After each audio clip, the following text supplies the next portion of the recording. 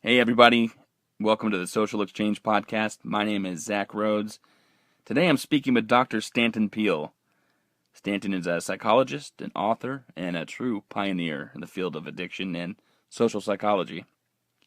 He's also a great friend and colleague. Stanton and I are in the process now of publishing a developmental model of addiction, both for adults and children. So, we both became interested when recently we read a statement from the World Health Organization declaring that they now identify gaming as an addiction, one that must include many American children. So we thought this was funny in a way, a little disturbing in others. So on one hand, for the past 40 years, Stanton has been trying to teach the public that anything can become an addiction. It's not limited to drugs, so you'd think he'd be happy, because now the DSM identifies a non-drug addiction, gambling, although gambling is the only thing that they call addiction. And now the World Health Organization is calling gaming an addiction. And therein lives the irony, because at long last, we widely recognize not just drug, but process or behavioral addictions, but we're taking really bizarre and possibly destructive steps in doing so.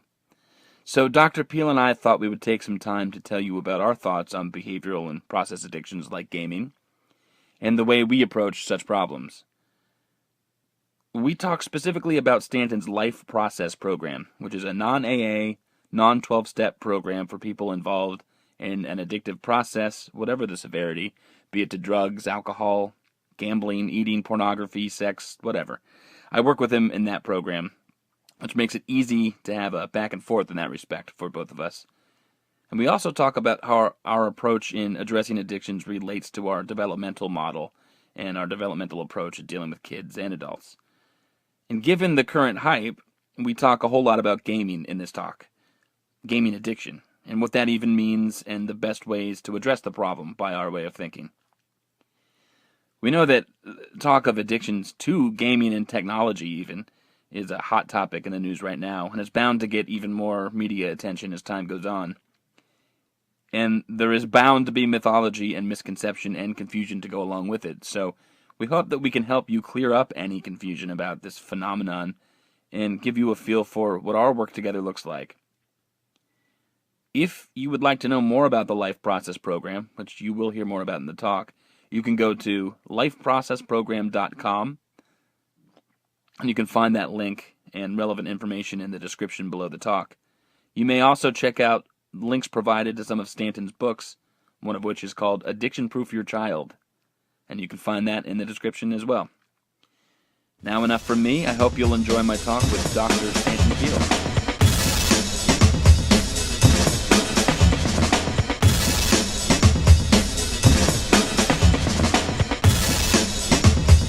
Welcome, this is Zach Rhoads, and joining me for a conversation today is a psychologist, author, and the creator of the Life Process Program, Dr. Stanton Peele. Stanton, thank you so much for joining me again. It's my pleasure, Zach. We're recording this conversation for a new podcast I've created called The Social Exchange. While my expertise lies in the field of human development, as well as now addiction, this show is an attempt to open the borders of my standard addiction conversations to a variety of social issues that embody it. We're going to talk today about technology and gaming. For all the joy and comfort and convenience that we get from technology and social media, cell phones, video games, it's now widely recognized that, quote, excessive use of technology can cause quite serious harms. So, for instance, the World Health Organization, as I mentioned in the introduction, recently introduced gaming addiction as a sort of disorder. Stanton, the idea that an involvement with something other than drugs can be an addiction, well, that's nothing new to us, especially not you. You've been saying this for over 40 years in print. And I think you and I will agree that, of course, gaming or any involvement with the use of technology, for that matter, can become an addiction. Now, as much as the media and now even health organizations, they're spreading a meme that gaming is a new concept, I believe that the organization that you started, the Life Process Program, is and has always been prepared to offer education and support around potentially harmful involvements to things like gaming. And for those who don't know, Stanton has hired me to do work as a coach in his life process program, which we'll talk a little bit about. Stanton, I know that's a lot to unpack, but before we talk about the life process program, remind us what addiction is from your point of view.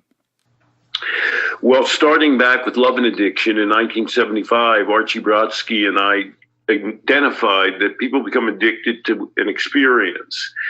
That originated what is now called the concept of addiction to a process, or addiction as a process. It's not the object of the addiction that determines a person's likelihood or involvement in an addiction. It's the process by which they become engaged in an experience as a way of dealing with their lives. Therefore, it shifts our focus entirely away from chemical sources of addiction. It's not some molecule. It's not some chemical structure that locks into our brain that makes us addicted. It's the way that we turn to heroin, perhaps, or painkillers in general, or any kind of a substance, or any kind of an engaging experience as a way of resolving emotional issues that we have, as satisfying our anxieties, our depression, at giving us a feeling that somehow we're worthwhile. That creates the link that becomes addictive. With that basic framework in mind, my work in the decades since then, leading up to the life process program, has been how do we engage people in dealing with that kind of an addiction. We in the life process program deal with that by first identifying that the addiction is not an overwhelming disease, by making clear that the addiction does not stem from a chemical, but rather comes from the life space of an individual. The needs that they have, that they generate, that they can't fill in any other way than by resorting to the addiction.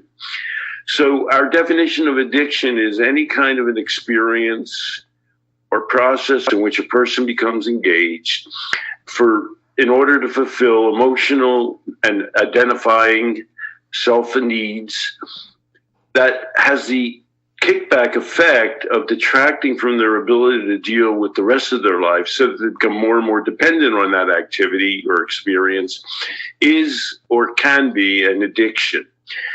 When you look at addiction in that framework, it becomes instantly clear that the greatest need is to enable a person to enhance their life space and life gratification, to be able to find a better source for the needs that they're trying to fulfill through the addiction in the normal course of their life. And that's what we do in the life process program. At the same time as we identify what kinds of satisfactions they gain from the addictive experience and where we need to look for them to find other kinds of experiences. Tuning in now to the World Health Organization finally identifying gaming as an addiction or as a disorder allows us to focus on one of the largest and most apparent forms of addiction-related kinds of activities, which is people becoming entirely engaged in electronics. And this is something that has special significance for children and parents. You and I are very reluctant to label kids with any kind of disorder, and it's certainly not appropriate to declare a person has an addiction, certainly never a lifelong addiction.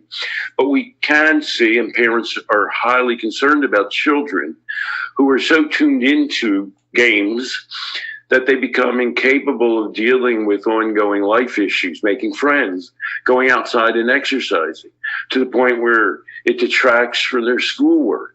And this is so evident. It's so hard to imagine that it could be overlooked, although in fact, the American Psychiatric Association, in its most recent diagnostic manual, DSM-5, failed to identify gaming as an addiction. It identified one thing as being addictive, and that was gambling. it put gaming on the shelf to be looked at further, and the World Health Organization has taken the plunge of making clear that this is a disorder. And this is something that we're prepared to engage with parents through the Life Process program. When it comes to drugs or even involvements like gambling, organizations like the World Health Organization or National Institute of Health talk about addiction, as you say, as a brain disease that must be maintained while remaining abstinent sometimes is the appropriate measure to take. I think they view technology a little bit differently. They have to, because it's hard to imagine requiring all people with addictive involvements with technology to remain abstinent from gaming. And that's something you just touched on too. Computers, phones, you name it. And some people, even if they're not supposed to be playing video games, even if that's part of their quote-unquote program, they're going to find a way. So if you sign on the dotted line for the disease model, when it comes to gaming or technology, the whole thing is a bit of a mess. While on the other hand, addressing such problems as part of a lifelong process is exactly in the wheelhouse of the Life Process program. Maybe you could describe that approach somewhat. What makes clear, what has always made clear that the disease theory makes no sense is its absolute ban on any related kind of activity to the addiction. And that's true both, of course, in the AA model, but also it's true in the neo disease model, the brain disease model. But that has never made sense, never made sense. Experiments show that if people accidentally taste alcohol after they've quit alcohol because they decide they're an alcoholic, it doesn't cause them instantly to relapse. With narcotics, is it really true? This is a question I always ask people who claim that they were born to be addicted to opioids or narcotics, that they can never really have another painkiller in the course of their lives. If they go to the hospital and they've had a knee replacement or an appendicitis, they're really going to avoid entirely painkillers? And then they'll usually shake their heads and say, well, no, not exactly.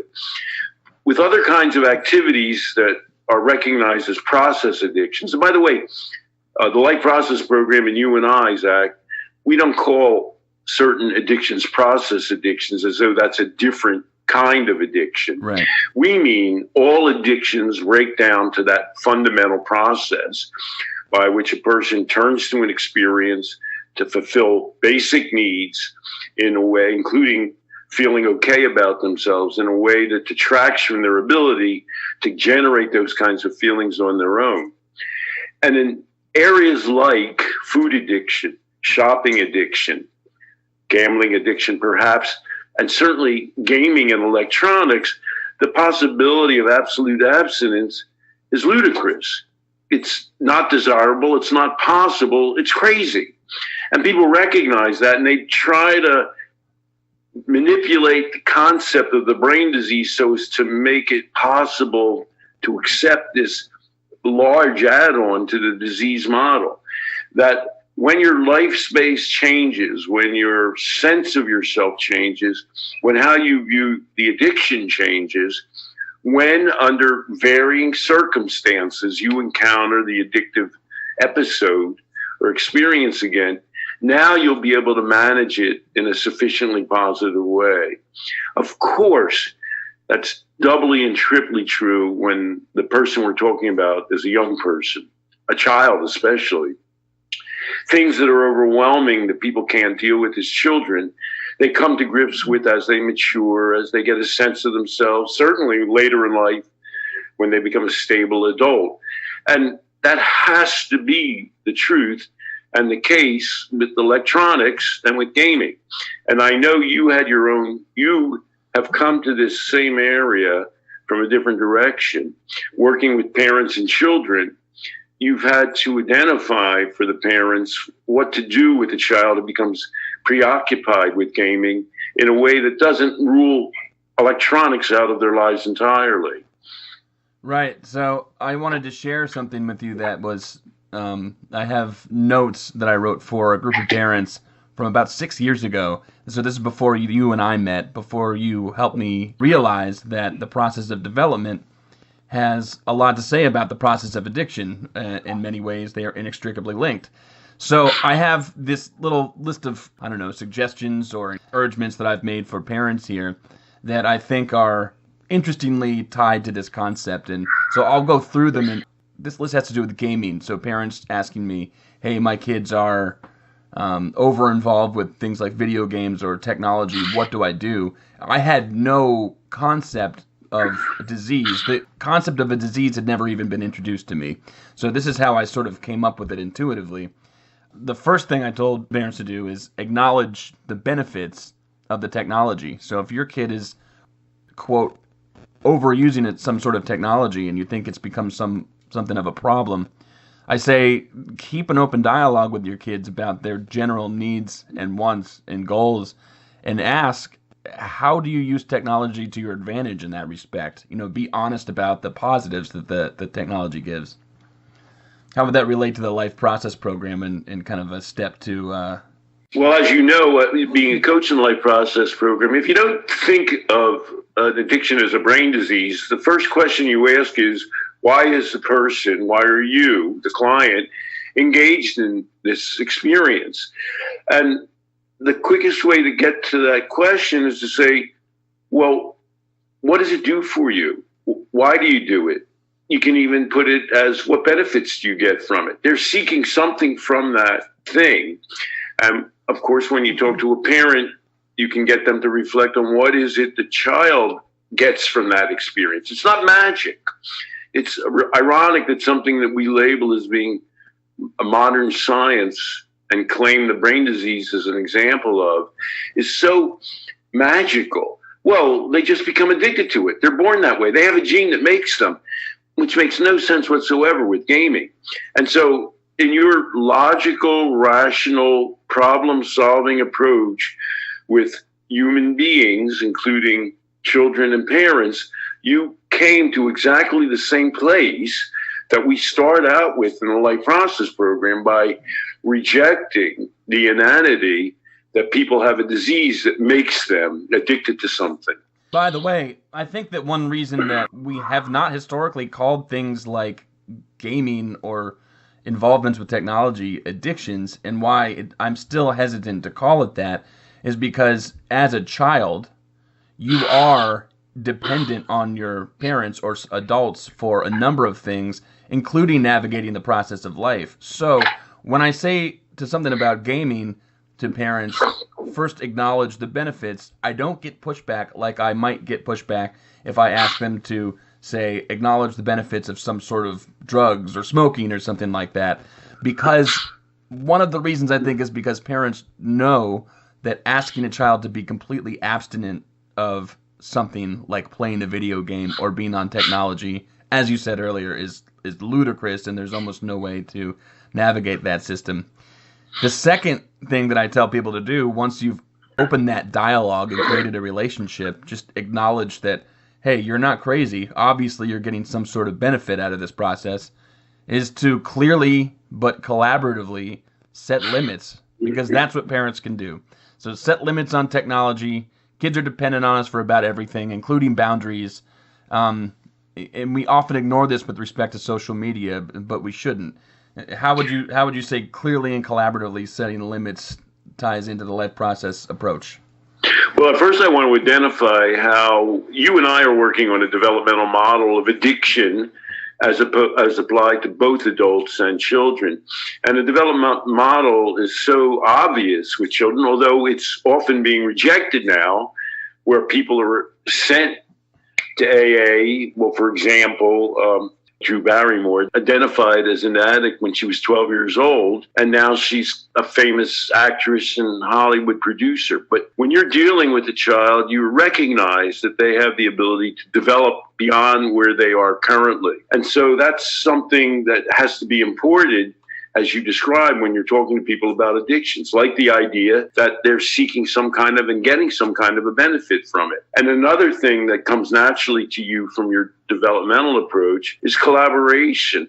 The standard addiction disease model involves, like any kind of medical diagnosis, saying, oh, look, you have this disease. But that's not how you arrive at a positive way of identifying a problem and moving forward on a problem in relationship to activities. You need to have the person themselves, or in this case, the child themselves, clamor on to where you want to go, have to feel for themselves that they have a better way of satisfying their needs. And very often, that's labeled, when a person refuses to participate in your helping them around an activity, that's labeled as denial by the person. That's what a crazy idea. Denial is a characteristic of a medical brain disease. Really, it's a problem of working with the person to allow them to see a better way forward. And obviously, in the case of gaming, you're not going to sell a child on the idea that they're never going to play another electronic game. Just as it makes no sense to tell somebody when they're 12 or 14 or 16, like Drew Barrymore, that they're never going to drink or take a drug again. By the way, in fact, Drew Barrymore now has her own winery.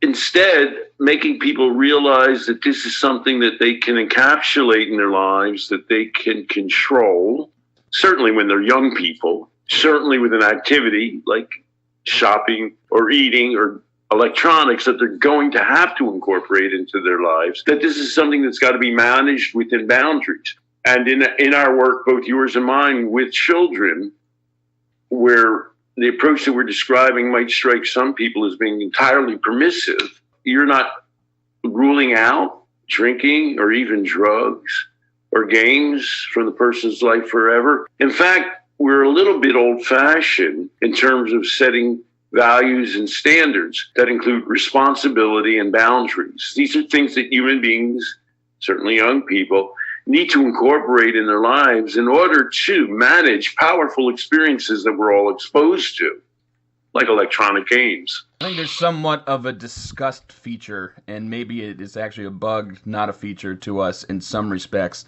that circles around when we talk about drugs, that doesn't when we talk about things like gaming or technology or any other behavior that is ubiquitous. So you're getting into, after I've told parents, and this is, by the way, a pretty successful routine that I've developed, like a well-oiled machine, after they've had the conversation, hey, what benefits are you getting from technology? Hey, what are some criteria for limit setting? Let's see when you shouldn't use it. I have them support and suggest other healthy involvements in collaboration with the kid that provide that same satisfaction in a healthy way, and which help the kids achieve their goals, and continue to allow the use of technology when it's truly useful, and teaching kids the difference and letting them run the experiment and even make mistakes in the real world.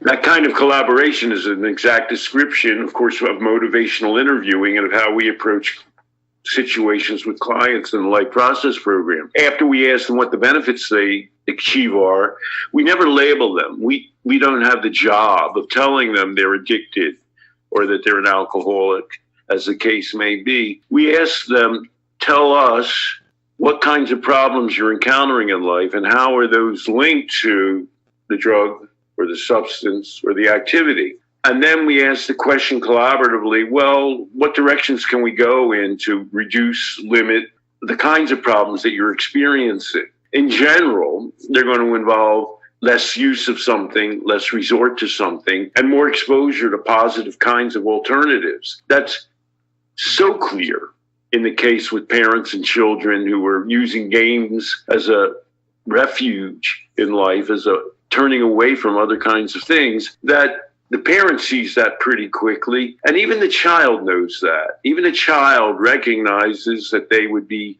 happier with friends, participating in sports, doing better in school. Once you lower the defense level, once you say, well, let's work together to make you a happier person, to enjoy your own life more, that's something that's obviously applicable in developmental work with children, and it's equally obvious and applicable in addiction as we apply it in the life process program. Well, then we get into the toughest realm for kids and adults alike, with involvements that have the potential to becoming destructive and trying to work on a way to get on the positive side of the balancing act. And that is, once you've decided on some basic boundaries for yourself and you're going and trying to run that experiment in society, I think the toughest goal, and this was certainly true for when I'm working with parents, and what makes me, I think, hireable, is actually advocating for your kid in collaboration with the rest of society. So in terms of parents and kids that I work with, anybody can make rational goals and a framework for goals. What's tough is actually getting out there and the goals that you decide to use as a parent, how to apply those in a setting for school, how to get teachers involved and to sign on the dotted line, or administrators or anybody else in society or peers. So I think that collaboration with the rest of the world is the tough bracket. How do we make that work in the Life Process program? In the Life Process program, we're talking about renegotiating how you deal with the world around you.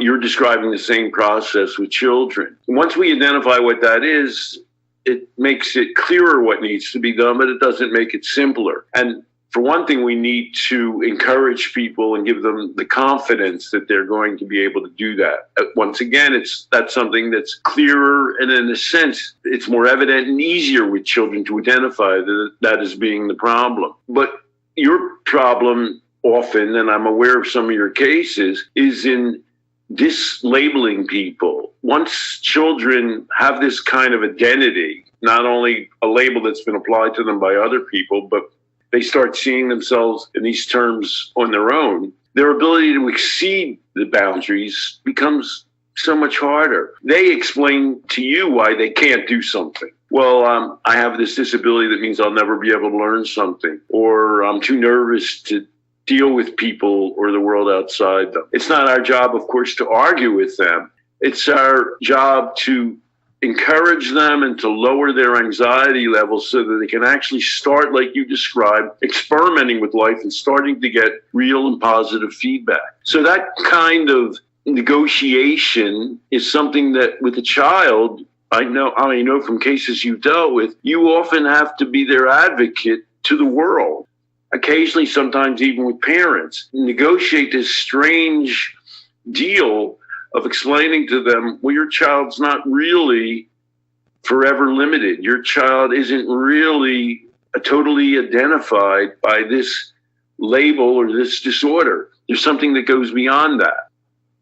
Well, so you know of a couple cases that I've been able to share. And I guess what happens, Stanton, is the same thing that seems to happen in this dichotomy that we deal with in the world of drugs when we talk about addiction, the disease versus moral kind of dichotomy, that I think it's a false one. It happens that when a kid is introduced to a program, or oftentimes to me when I'm working privately, is the kid has been labeled as something, not as a diagnostic criteria, but just labeled kind of a jerk or aggressive or something like that, as if inborn in the child is this temperamental trait to want to, cause harm. And so I think the road is paved with the greatest intentions when those kids come into contact with, say, a school psychologist who says, no, this is not a bad kid. This is somebody who has, ADHD, or this is somebody who has a severe trauma. And so the toughest thing for me to do is to try to acknowledge the generosity and the warmth that people are showing when trying to give this label to a child, while also trying to, in real time, show the harms associated with labeling a child, because they can't seem to make progress if you tell them there's some threshold that they cannot cross. So maybe you could describe just briefly whether you think that adding a criteria to, say, gambling, saying that now gambling is something that is in and of itself, I'm sorry, not gambling, I mean gaming, in and of itself addictive, is that going to feed into this problem where we are labeling people unnecessarily? Well, you and the other coaches in the Life Process program show, and I've selected and work with all of you on the basis that you have the humanity to tell people, relax. If you have problems, I've had problems too. Maybe not exactly the same problem that you had, but I accept your basic value and I want you to do well. People have sometimes grasped onto disease labels as a way of lowering their own negative feelings about themselves or their anxieties about themselves. But it's a morass. It's a tar pit that traps them in those feelings. A better way to get around that is to say to them, look, I feel you're fine. The fact that you have one or another problem that others have been sensitized to doesn't mean that you're not basically worthwhile. It's our job together to talk about the good strengths, the strengths that you have, and to make clear to other people, including sometimes yourself, just what value you add to situations. And I know you take a strength-based approach to children and also to addiction. So in both of these approaches, what we're doing is allowing people to engage in life directly, to experience the rewards for themselves of seeing them in a more positive light. And that's the way that children certainly need to go forward, but also within the life process program that people need to progress. So getting back to gaming specifically, it turns out then, with this all as a framework, that gaming is inextricably linked to technology as a whole, and the pattern of behavior that underlying the use of technology, with the potential to become an addiction, is the same pattern of behavior underlying involvements with anything and everything, all of which have some potential to become addictive. But it's not the thing or involvement itself that is in and of itself addictive. And understanding that framework, I would say, is crucial for disentangling problems that come bundled with addiction. Would you say that's right?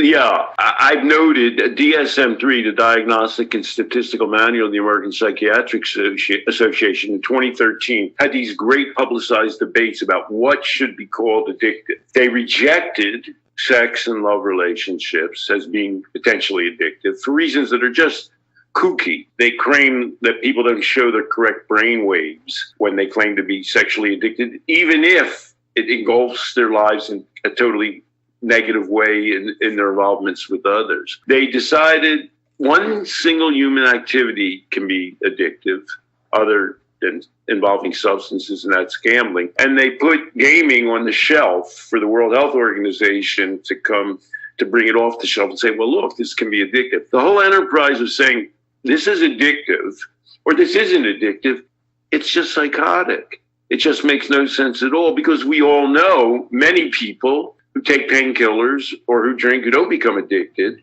We all know many people who involve themselves in electronics or play electronic games and they don't become addicted. How can we say the addiction is that thing? Mishigas, to use a technical term of creating columns of things that are addictive and not addictive, is the transition that DSM-3 hasn't been able to make, that the life process program has made, and which many people understand really in their own lives. Addiction isn't a thing, it's how they engage or relate to a thing. And so you're right, it seems crazy once again to say, well, look, what do we do about the fact that the World Health Organization has said gaming is the source of a disorder, is addictive? Does that mean we avoid it entirely?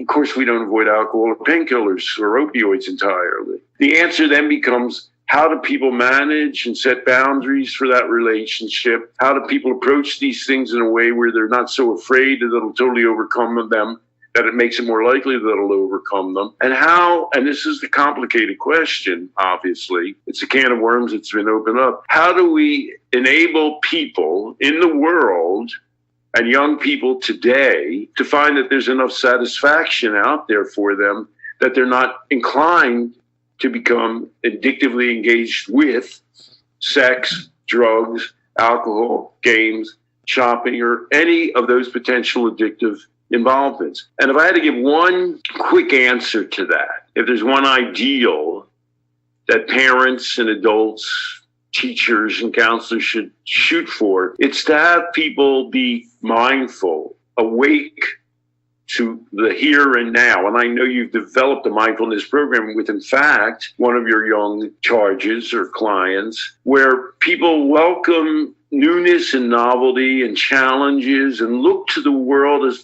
providing them with positive options. That the single best answer for how does a person overcome addiction, how does a young person overcome addiction or avoid addiction, is to see life in overwhelmingly positive terms as offering them advantages to become involved in. Yeah, you and I have both noted that there's a big difference between trying to maintain a mess in your life versus moving forward on a positive trajectory in life.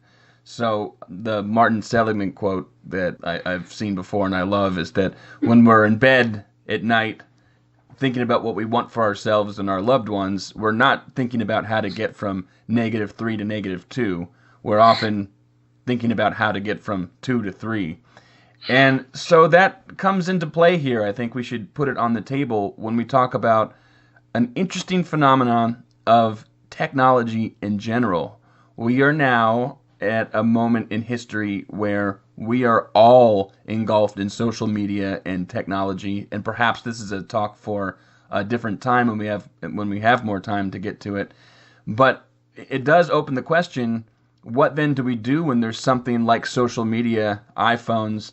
You mentioned the travel that you took on the subway the other day, and virtually everybody was sitting down in front of their screens and not making contact with other human beings. There's a sort of a ubiquitous problem of the lack of connection, and we're all doing it. How do you break into something that widespread?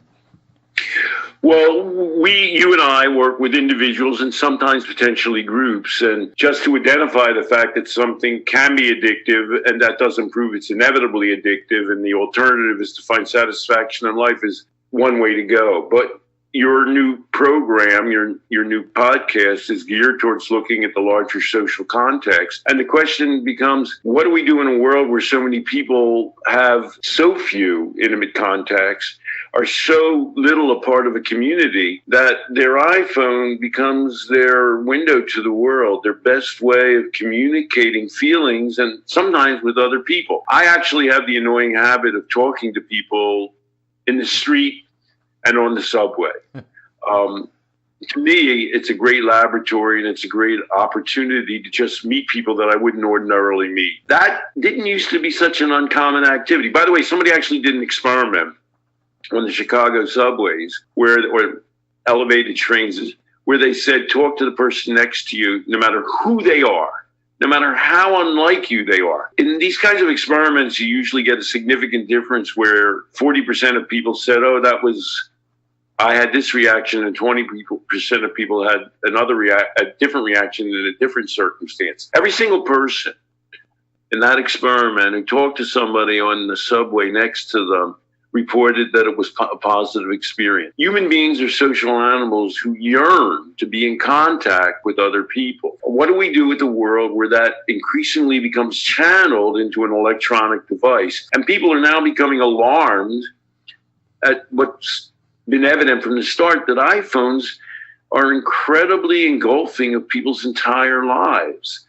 You're talking about, I took a snapshot on the subway, hopefully I won't get arrested, of 6 women of varying sizes and ethnicities and backgrounds, all of them staring into their iPhones, none of them interacting with one another. And that becomes a tremendously large cultural problem, and it's one that translates down to children. How in this world can people learn to engage with other human beings and with life when so many people are insulated against it? I was just talking with a grandfather, a man I admire for his liveliness, and he describes interacting with his 3-year-old. He said, well, I take him out to the park and we just walk through a path.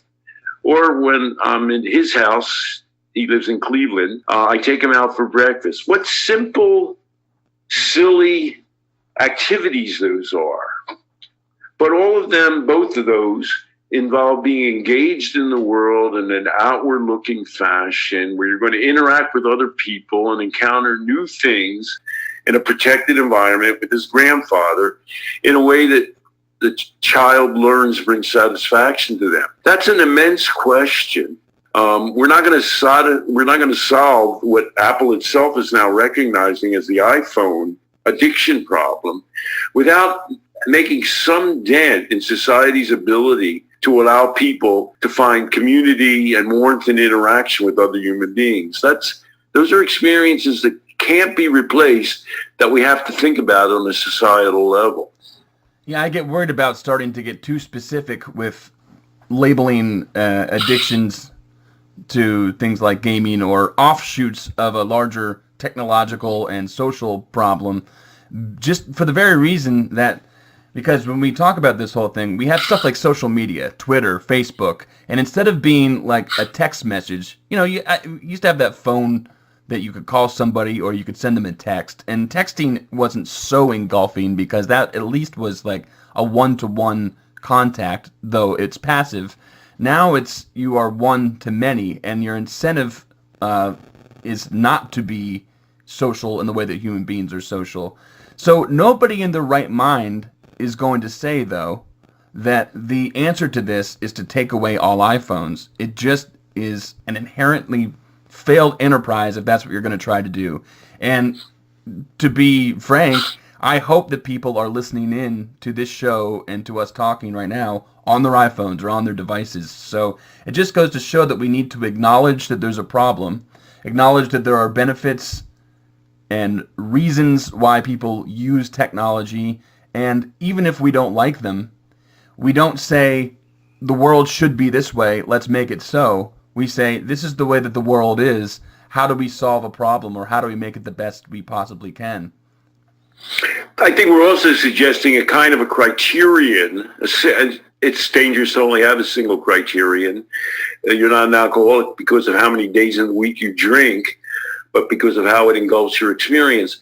But when your primary or sole means of communicating with other human beings is by mailing out broadcasts on Facebook, when you don't have individual communications of any kind, even within Facebook or email, and certainly without face-to-face contact with another human being, then you're shifting over to a detachment from life, which can be called addictive. And people do apply the label of addiction to Facebook, where they generate anxieties about not being liked, and then they send out more messages on their Facebook page, hoping to get that experience. The single criterion that you could use in your own life or when thinking about your child is what percentage of their contact with other human beings is direct on an individual to individual basis. And you might think about this in terms of dealing with your own child. And what percentage of it is broadcast in a way that doesn't really matter that they have any kind of a relationship. And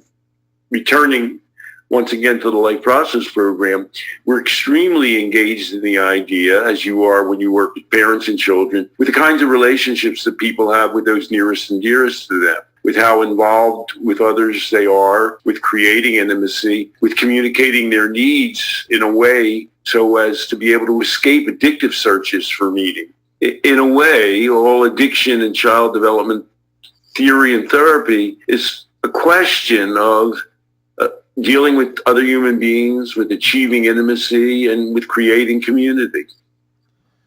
As much as we hate, don't want to limit criteria to any one specific thing, at the Life Process Program, we do open it up to people's specific concerns. So should somebody have a worry that their child is involved in something like gaming to such an extent that it seems destructive or potentially destructive in the rest of their lives, the Life Process Program is equipped to help and educate those people. Will you explain how? Well, in dealing with addictions, we don't generally deal with children.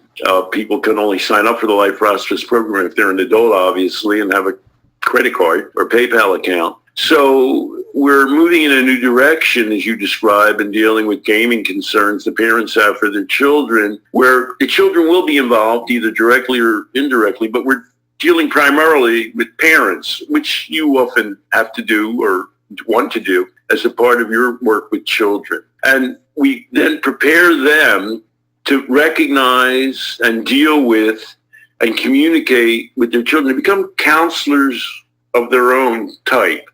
One of the exercises that we have in the Life Process Program is making people coaches themselves, teaching them, as you've described, how to collaborate with others, how to ask people questions, how to elicit from them, other people in their lives, their concerns, their emotional needs. And in a way, we're preparing parents to be coaches themselves with their own children around something that looms as addiction-like in their child's lives. It's a direction that is part of the Life Process program already, but that we're creating a new spotlight for around, as you began our podcast, the recognition by the World Health Organization that gaming is something that can achieve and is now recognized as achieving the level of a disorder on its own. So we're running short on time now. I think maybe you could bring us to a close in summary, and if we were going to use this last bit as sort of a soundbite, beyond what you've already described pretty eloquently, what do you hope people got out of this conversation today, the new diagnosis, let's say, or criteria for gaming addiction or gaming disorder, and what the Life Process program can do in order to provide solutions? Ideally, by labeling and thinking of addiction in a human size as something, a problem with human dimensions, we don't encourage denial. We don't discourage people about their own potential. Instead, we open up their minds and their lives to creative and positive ways of thinking about approaching and remedying problems that they already feel and know that they have. We use diagnosis. We don't diagnose. We collaboratively work with people in thinking about their problems in a way that enlarges the scope of their vision. It doesn't entail burrowing into their lives and themselves and thinking only of their own past and their supposed biology. We're an awareness, mindfulness, opening up kind of a program as the best approach for dealing with both addiction and childhood problems. So if people want to learn more, read literature, or sign up to receive education or support via the Life Process program, the website is www.lifeprocessprogram.com. Anywhere else that you think people should go for resources, or is that pretty all-encompassing, would you say? Well, I do have a number of books they could look at. I've written Love and Addiction, The Diseasing of America, 7 Tools to Beat Addiction, and most recently with Ilsa Thompson, I wrote Recover, which is a way of embodying mindfulness, some psychological versions and Buddhist versions into your life. And those are also available on Amazon. So as well as a pamphlet called The Addiction Experience, and as well as Addiction Proofing Your Child, another pamphlet. So be alert to those, my Amazon page, and keep tuned into the work that you and I are doing in creating other kinds of writing, like a developmental approach to addiction. And of course, I'll keep people up to speed on that. Hey, Stanton, it's been pretty cool to take an anxiety-provoking topic and a ubiquitous one, and to talk about it rationally and kind of take a breath on a Sunday morning and be able to have a logical conversation about it. I appreciate you coming on again and speaking with me. And it's a great pleasure working with you across our own age difference and our own approaches to addiction coming from different directions. Thanks so much for allowing me to share. Again, folks, this is Dr. Stanton Peele. My name is Zach Rhoads. We were talking about the Life Process program at lifeprocessprogram.com. See you next time.